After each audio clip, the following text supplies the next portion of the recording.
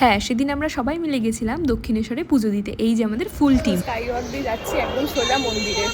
সকাল সকাল বেরিয়েছি, তাই জন্য কিছু করিনি। এবারে স্নান ধান করে একদম সুন্দর করে রেডি হব। মেট্রো থেকে নেমে গেছি, এবার আমরা সবাই মিলে হেঁটে হেঁটে যাচ্ছি মন্দিরের উদ্দেশ্যে। এখানে সবাই তোমাদেরকে হাই করে দিল, তোমরাও কিন্তু কমেন্টে হাই লিখে যেও। আজকে আমাদের মিশন দক্ষিণেশ্বর, দেখা যাক কিরকম হয় আমরা পুজো দিতে পারি, সমস্ত কিছু তোমাদের সাথে শেয়ার করবো। গঙ্গার ঘাটে পৌঁছেছি আমরা প্রায় 15টার দিকে, আর গিয়েই দেখি তখনই কত ভিড়, কত লোকে স্নান করছে। তারপরে প্রথমেই 3জন দিদি স্নান করে নিল, তারপর আমি আর মহাশ্বেতা।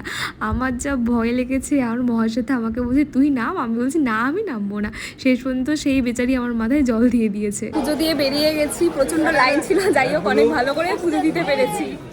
সবাই চললাম ফেরিঘাটের উদ্দেশ্যে। হ্যাঁ, যাবো বেলুড়, সেখানে গিয়েই একেবারে দুপুরের খাওয়া দাওয়া করবো। 12:30টার মধ্যে তো বন্ধ হয়ে যায়, চেষ্টা করছি। অলরেডি 10:30 বাজে, চেষ্টা করছি, দেখা যাক। ফুল টিম আসছে, ঘুরছি পুরো। যদি ছেড়ে দেয় তাহলে শেষ। তাড়াতাড়ি চলো, তাড়াতাড়ি। সবাই এখানে তুলসী দিয়ে একমাত্র বসতে পেরেছে, ধন্যবাদ, টাটা। আর মিঠুদি বেচারা পড়ে গেছে, কোথাও লাগেনি, ভালো আছে, এটাই ভালো। কিছু করার নেই, যা আছে ভালো আছে। কি সুন্দর হাওয়া, দেখা হাওয়াতেই প্রাণ জুড়িয়ে যাচ্ছে। সত্যি গরমটা পড়ছে সবে, তাতেই আমাদের একেবারে গা হাত পা পুড়ে যাচ্ছে। কি মারাত্মক যে গরম লাগছিল, তবে লঞ্চে উঠে হাওয়াটা বেশ ভালো লাগছিল।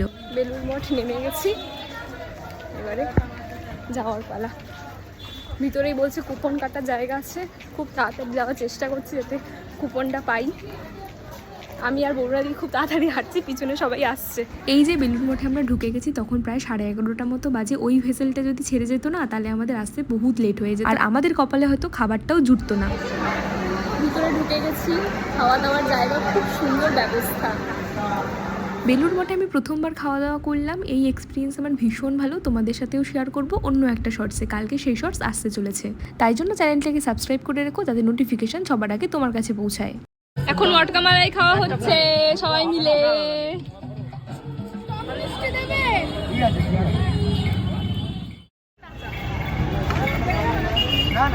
রিফ্রেশিং, তো বাড়ি ফেরার পালা। প্রচন্ড টায়ার্ড, ঘরে যাব, গিয়ে ঘুম দেবো একদম।